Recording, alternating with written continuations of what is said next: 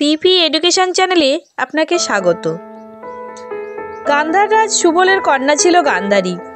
101 ভাইয়ের এক ভগিনী ছিল গান্ধারী। পিতৃ আলয়ে গান্ধারীর জীবন ছিল খুবই সুখের। 100 পরিচারিকা ছিল তার পরিচর্যার জন্য।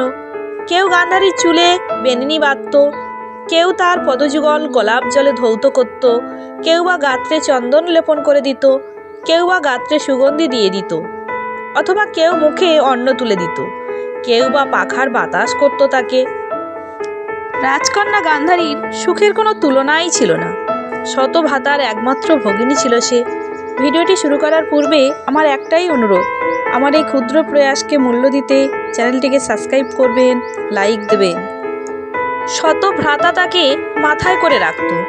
পিতা মাতা ও ভ্রাতাদের খুব আদরের কন্যা ছিল গান্ধারী। একদিন পরিচারিকাদের নিয়ে গান্ধারী নৌকো বিহারে বের হয়েছিল। নৌকাটি খুব সুন্দর করে সাজানো ছিল। সেই নৌকাটির এক কোণে একটি মাকড়সা দম্পতি বাসা বানিয়েছিল। তারা 100 সন্তান নিয়ে পরম নিশ্চিন্তে বাস করত সেই নৌকাতে। কারণ রাজকন্যা গান্ধারীর মনে কোনো একদিন খেয়াল হলে তবে সে নৌকা নিয়ে বিহার করতে বেরোতো। তাছাড়া সেই নৌকাটিতে রাজত্ব করত সেই মাকড়সা দম্পতি। হঠাৎ গান্ধারীর চোখে পড়ে সেই মাকড়সা দম্পতি ও তার শত সন্তান। তখন গান্ধারী মাকড়সা দম্পতির মধ্যে পুরুষ মাকড়সাটিকে ধরে ফেলে এবং স্ত্রী মাকড়সাটি পালিয়ে যায়। গান্ধারী পুরুষ মাকড়সাটিকে ধরে তার চোখ দুটি খুঁচিয়ে তুলে নেয়, আর মাকড়সা দম্পতির 100 বাচ্চাকে একটি করে ধরে বাম হস্তের আঙুল দিয়ে চেপে টিপে মেরে দেয়। একটি মারা হয়ে গেলে আরও একটি নিয়ে চেপে ধরে এবং বাচ্চাগুলি মারা যায়। নৌকা বিহারকালে সে সেই মাকড়সা দম্পতির 100 পুত্র মাকড়সাকে মেরে ফেলে।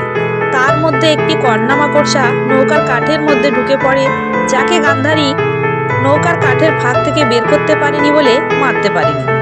নৌকা বিহার হয়ে গেলে গান্ধারী পরিচারিকাদের সঙ্গে ঘরে ফিরে যায় এবং তারপর স্ত্রী মাকড়সাটি বাসায় এসে দেখে তার স্বামী অন্ধ এবং 100 পুত্রের একজনও আর বেঁচে নেই।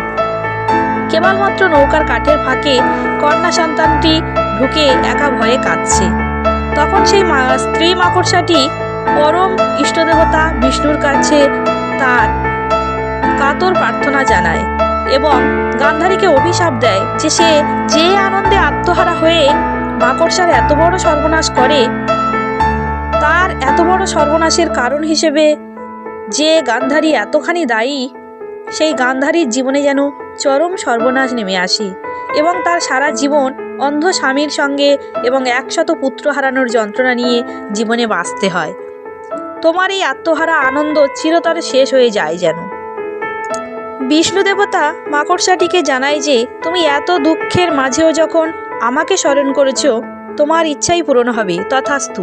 আর মাকড়সার সেই অভিশাপ পরবর্তীকালে সার্থক করে তুলতে বিষ্ণু জন্মায় শ্রীকৃষ্ণ হয়ে ও গান্ধারীর 100 পুত্রকে কুরুক্ষেত্রের মহাযুদ্ধে পাণ্ডবদের হাতে নিহত হতে হয়।